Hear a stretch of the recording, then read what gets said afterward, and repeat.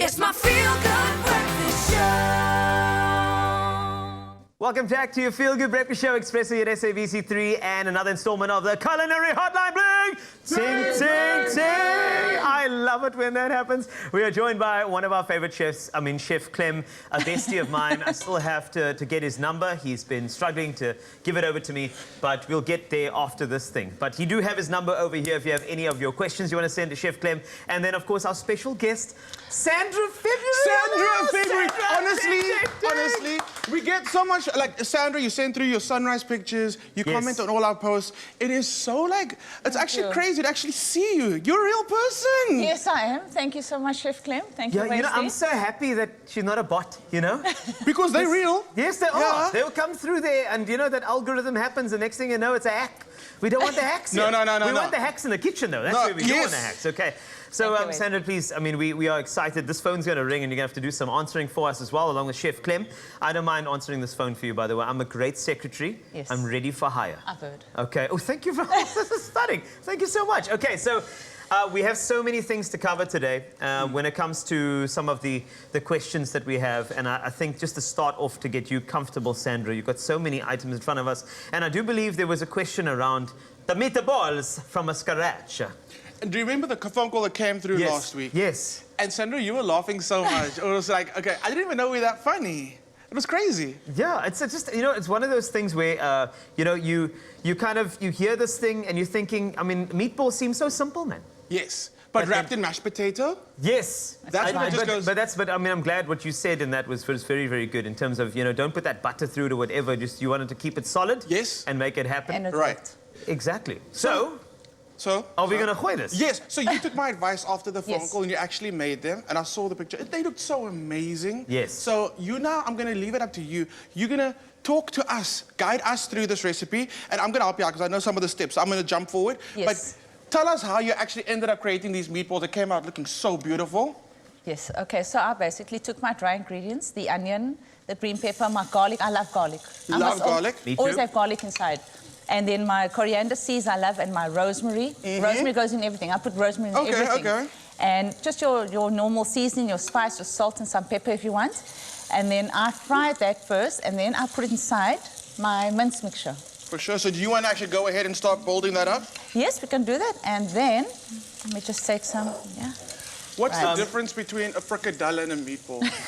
Because people get very sensitive about this. Okay, so in my opinion, right, I would say a fricadelle, you know, with regard to the spices in there as well.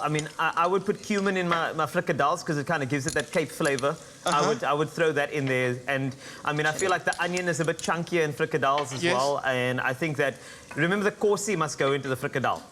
That's a must. You have to have so for those, if you don't know what a corsi, the ends of the bread, they often get thrown away sometimes. And I think that if you got the corsi in there, it makes it a fricadelle. I'm no chef. Chef Clem, back me up here. It's a must. You have It's a must. And the dania. If it doesn't have dania, it's not a fricadelle. That's and also correct. the shape. The shape is a thing. Got to be a little more of a patty than a meatball. I'm team fricadelle though over meatballs. I am also team fricadelle with that tomato, relish that goes over the smoochie. You can't call it relish. You You're can't. right. In fact, you call it dania. You can't call it coriander. You must call it dania in a fricadelle. It's coriander in a meatball. It's very important to remember. But also, Sandra, very, very important. It's an age-old question that's happened here on Expresso. Do you wash your mince? No. Okay, thank you. I don't rinse my mince. Okay, that's just... I had to ask. I had to. It's actually not foreign. I did a poll and it's 50-50. What? No, who rinses their mince? Did you do a poll? Oh my goodness. Who rinses their mince? Zoe, this woman that we know, we work with sometimes. Yes. Zoe Brown. Oh no. Yeah. She's team rinse your mince. Yes. And she's not on her own because I literally did the poll. 50-50. 50% of people do rinse their mince. Why? Are you? Okay, so it's... Come here, Zoe.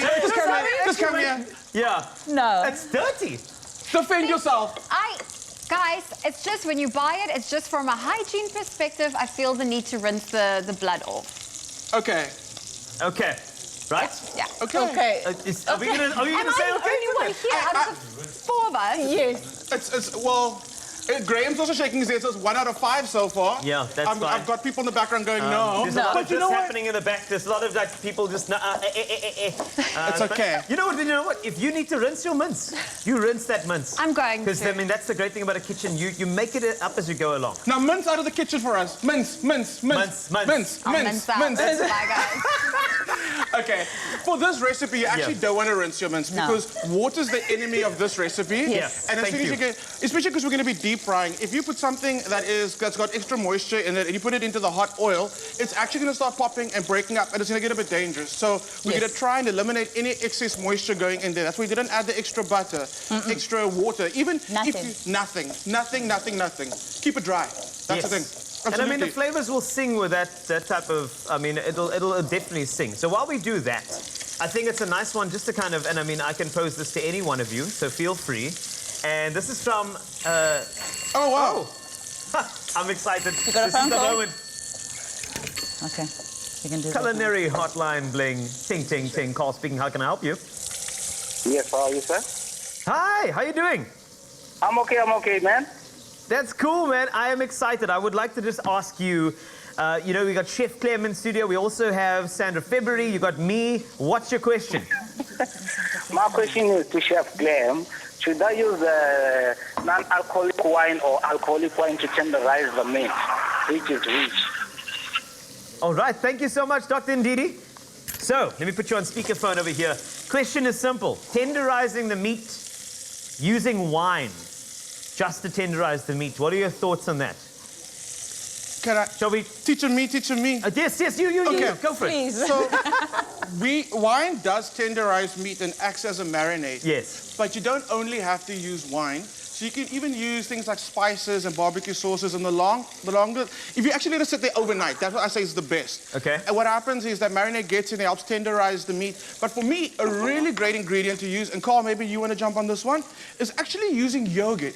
It breaks down the muscle fibers, makes things so tenderized. Also, especially if you're making crumb chicken. You know we do buttermilk? Yes. To get that like, serious crust on a chicken. It adds crust and it tenderizes your chicken. Yeah. But if you don't have buttermilk, it's very easy. All you do is you take milk, squeeze lemon in, and it starts curdling. That's buttermilk. But chances are you maybe have some yogurt. Use yogurt as well. Same thing. So, Carl, I've got some chicken drumsticks there. Yes, indeed. And a great way to get a cheat like tandoori flavored chicken or very spicy chicken is to buy curry paste. And I am obsessed with the Woolies curry paste. We're using the tikka, I think it's tikka masala in front of you. It is indeed tikka masala. Oh, it looks so lekker. It's very It lekker. really does. Because for me also, oil carries the flavors through of the spices and you can see the beautiful oil that's in there. Yeah. So if you can actually mix your tikka masala through your yogurt I can indeed. and then start coating your chicken in there. So what I do, and also if you're gonna, it's still braai season. We braai like, Yes, we do. and so great one is marinating your easy to chicken the open. day before. And when you actually cook the chicken on the braai, that yogurt gets like a beautiful crust in it and that goes super smoky. So that's the thing. You don't need wine. Ready. Use marinades, use yogurt, use buttermilk. You don't have to worry about the wine. Carl, you do that with such finesse. You know what? I have to do with finesse because, I mean, you want to get every little bit. You know how flavorful this is? I've used this before. And this tikka masala, can I tell you, it is... In fact, I loved it so much. When I coated my chicken, I started to call it tikkan. Because Tikkan. it was just so delicious. It was. I love it. I just had to. All right, Get it all so the way through. I just want to show you, this is the meatball that Sandra's has coated in the breadcrumbs for us. And all you're going to do is you're going to deep fry that in a little bit of canola oil. I have experimented a bit since last week, and I even did it with a bit of like a cornflake crust on the outside of the meatball, and then I put it in the air fryer if we're kind of being like a little healthier, and it came out so delicious. But the deep fry one is the classic, and it comes out so beautiful. I mean, look how beautiful they look. Sandra, this is your recipe, and I'm so impressed. Carl? Let me see this. Okay, what? Oh, my word. Arancini, hello, Queenie. That's amazing. It looks so, so good.